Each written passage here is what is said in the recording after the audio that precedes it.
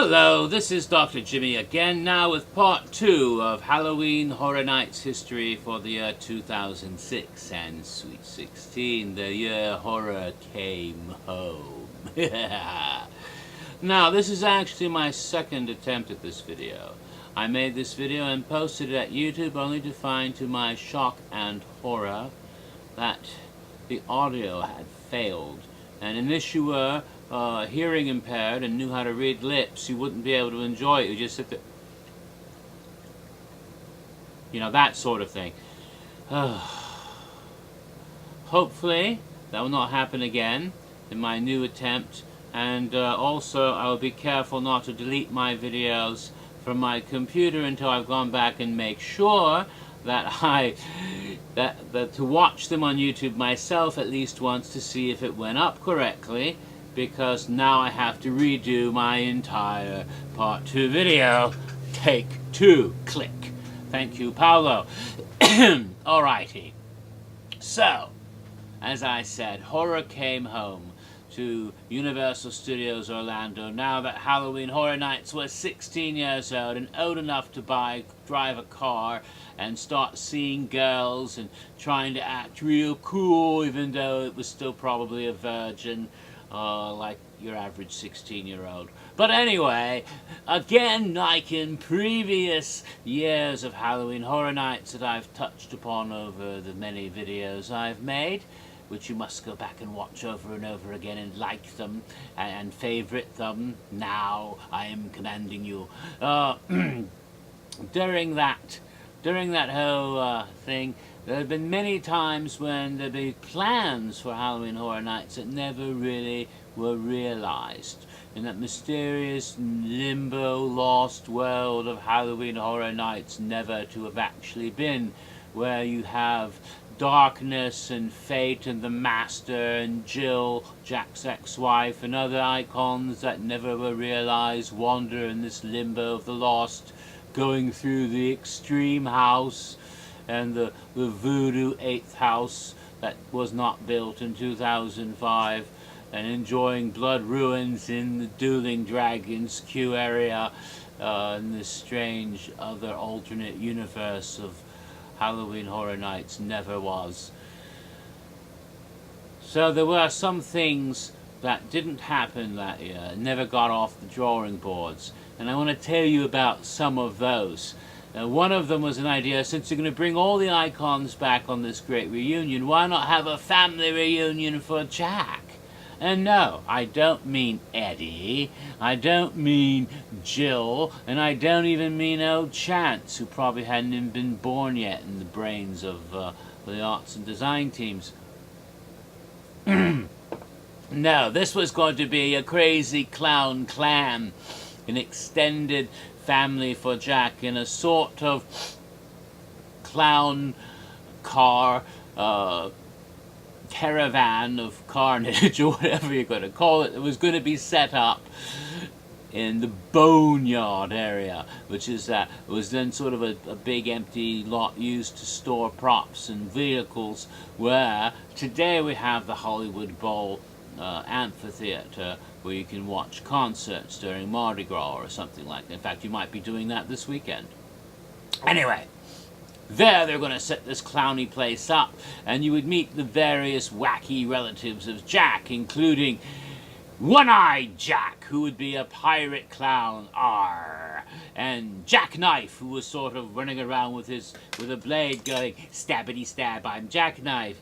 Boy, those are bad names. Worst of all, there'd be an African-American brother from another mother for Jack, just like Captain Spaulding from House of a Thousand Corpses, right, and Devil's Rejects, yeah. He'd have a brother from another mother, Blackjack. Ugh. Oh, terrible, terrible puns, make you groan. Probably jack off for somebody, too. It'd be all sticky. That's gross. Anyway, all of these clowns never happened, thank God. Another thing they might have done that year was to have an enormous cake signifying the Sweet 16 birthday cake which was one of the images that did play up in the artwork for the event. But this would be a gigantic cake that would be several stories tall, and there'd be candles on it, and Jack would be up there with these candles shooting off fireworks, and that they decided that just wasn't a good idea for safety, and so they closed that idea down, and that never happened either. So those are part of the Halloween Horror Nights 2006 in some parallel universe, I guess.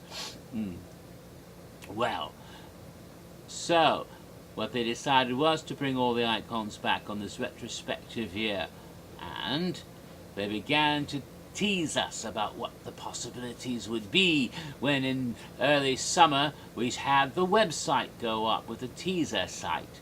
Now, in recent years, one of the first things we see, usually around May or June, is a placeholder site before the actual teaser site comes up later about that year's event. And that is sort of an archive site that we've had. Well, this was the first time we saw it, because it wasn't an archive placeholder, it was the actual teaser site for 2005. And we saw the prop warehouse for the first time. Oh, these warehouse full of strange articles and artifacts and blueprints and drawings for Halloween Horror Nights for the past 15 years. Indeed, it was very similar to the prop warehouse that ultimately was realized as part of the event last year at 20 Years of Fear, in the scare zone of the same name, and of course the wonderful hallowed past house. But this was the first time we saw anything like that as a graphic representation on the website for the event. And suddenly we saw at the bottom of the screen all these little drawers, archival drawers, each one with labels on it for the years of Halloween Horror Nights, starting with 1991 all the way up to the last two pairs of drawers, which was 05 and 06, like 91, 92, 93, 94, all the way up to 05, 06. Oh, what would be in those drawers? And at first you couldn't tell, but then, as time went on, slowly, bit by bit, over the weeks, things became clickable, and you could go and click on them, and suddenly drawers would open, you could see what was inside them, and they were filled with wonderful stuff. All sorts of little artifacts and things dealing with each year's event over the past 15 years. We had in 1991's drawer, for example, the first one, there would be blueprints of one of the houses, and maybe a brochure, of course, of the year's event was in there, and you would find little index file cards with stuff written on it about the event, and then you would also find a bunch of slides, and if you clicked on those, photographs would come up from that 1991. And if you clicked on a VHS tape that was in there, a little video would play, and the little video would be about the event of 1991. Oh, how interesting. And as slowly each drawer became clickable over the weeks, we found some similar things for every year, going all the way up to 2005. Also, a nifty thing they did was the technology. You could see the technology matching the years, and as you went further down, you went from those little slides for slide projectors to floppy disks, and eventually to flash drives and CD-ROM type of material to store pictures on your computer. And just as you started out with a VHS tape, that eventually becomes a disc.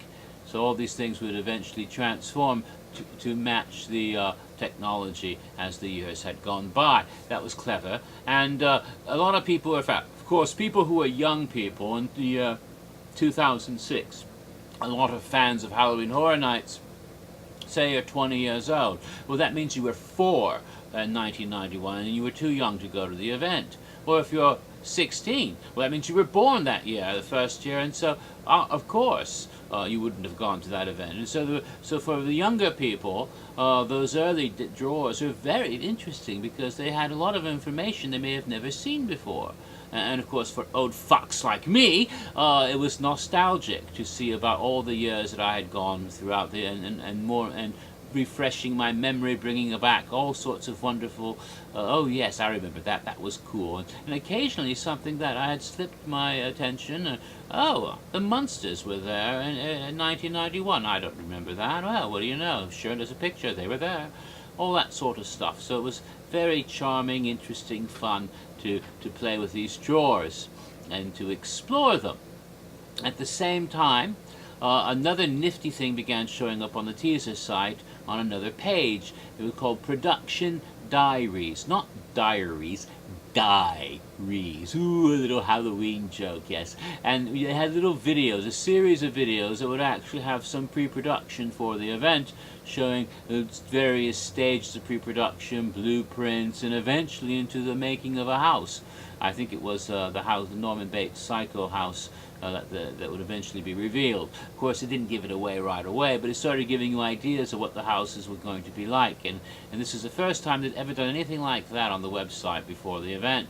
It also was the last time they did anything like that before the event. It'd be nice if they have the production diaries come back someday, but oh well.